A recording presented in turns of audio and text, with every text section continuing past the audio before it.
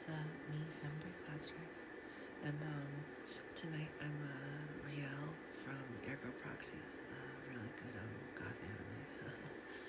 So we're reading 𝔼ℝ𝕆 Things by 𝔼ℝ𝕆𝕆, and picking up where we left off in the last video. Exactly, cried Bella with a frightening gust of anger. I am only half a woman, Candle, less than half, having had no childhood. The bit of life Miss McTavish said we dragged clouds of glory into. No sugar and spice and all things nice, little girlhood. No early love's young dream, womanhood. A whole quarter century of my life has vanished. Crash, bang, wallop. So the few wee memories in this hollow bell tinkle, clink, clink, clatter, rattle, clang, gong, ring, dong, ding, sound, resound, resonate, detonate, vibrate, reverberate, echo, re-echo, around this poor empty skull in words, words, words, words, words, words, words, words, words, words, words, words, that try to make much of little, but cannot. I need more past. On our boat up the Nile, a fine lady traveled alone, and someone told me she was a woman with a past. Oh, how I envied her. But Duncan will give me a lot of past fast. Duncan is quick. Belle, I pled, you will not go off and marry this man. You will not carry his bairns. I know, said Bella, looking at me in a startled way. I am engaged to you.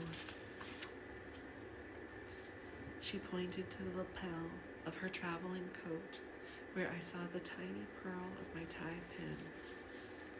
She said cunningly, I bet you've eaten all my gobstoppers.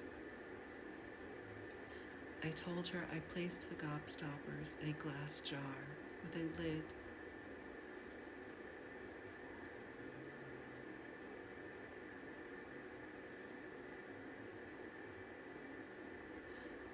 Which now stood on a sideboard of my lodgings, because the heat of my body would gradually melt them into a shapeless lump if I carried them in my pocket.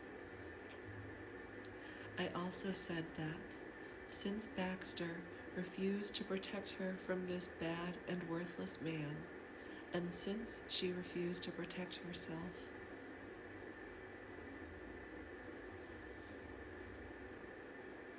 I would go down and wait for him in the lane. If my words did not turn him away, I would knock him down. She glowered at me. I had never seen her glower before, and her lower lip swelled and stuck out like an angry baby's. And for a moment, I feared she would bawl like one. A lovely thing happened instead. Her face relaxed into a smile, as delighted as when we first met. She stood and stretched her arms straight out to me, like then. But now I stepped between them and we embraced. I could not remember being so close to another person before.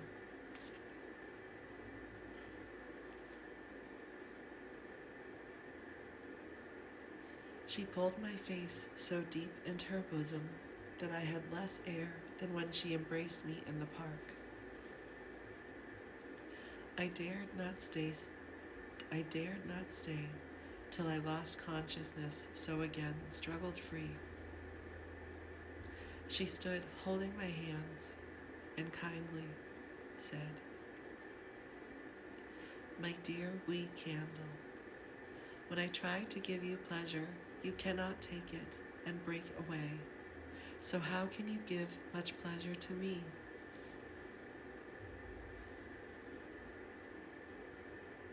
You are the only woman I have loved, Bella. I am not like Duncan Wedderburn, who has been practicing on servant women his whole life. If you count the wet nurse who was hired to suckle him. My mother served on a farm. Her boss practiced on her, making me, and I am lucky that he did not fling us both out afterwards.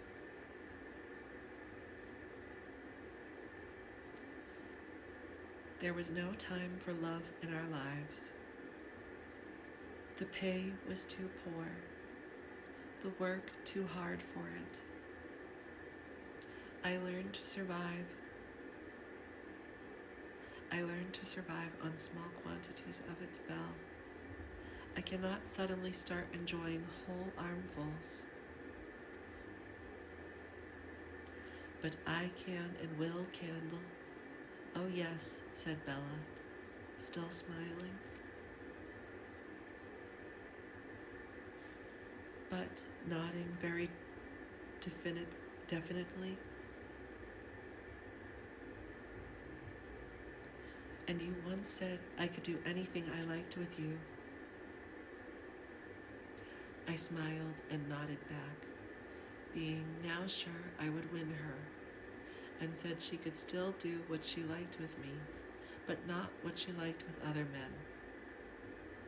She frowned and sighed fretfully at that, then laughed aloud and cried, "But Duncan won't be here for hours and hours and hours, so come upstairs and let me surprise you." Pulling my right hand under her arm, she led me to the door. Feeling completely happy, I asked about the surprise. She told me not to ask before it happened.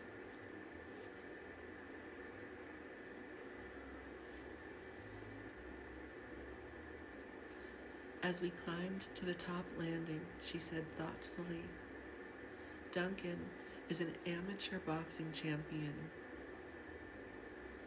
I told her that I too was a fighter, that more than one big boy in the playground of 𝔼ℝ𝕆 School had thought my quiet ways and smaller size made me an easy mark to hit, but without always winning, I had always proved them wrong.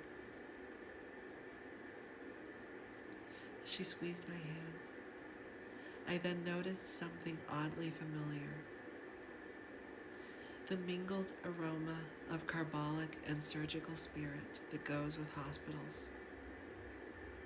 I knew old Sir Colin's operating theater. Like all such theaters, would have been on the top floor, but had not thought it was still in use. We had climbed up to brightness.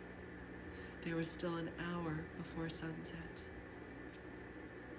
A breeze had swept the sky clean and clear.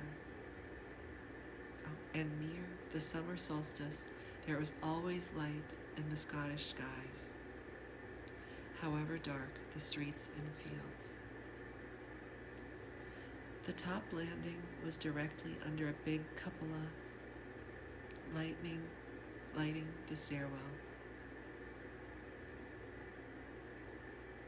Bella put her hand on a doorknob and said, "You must wait outside and not peep until I call you, Candle.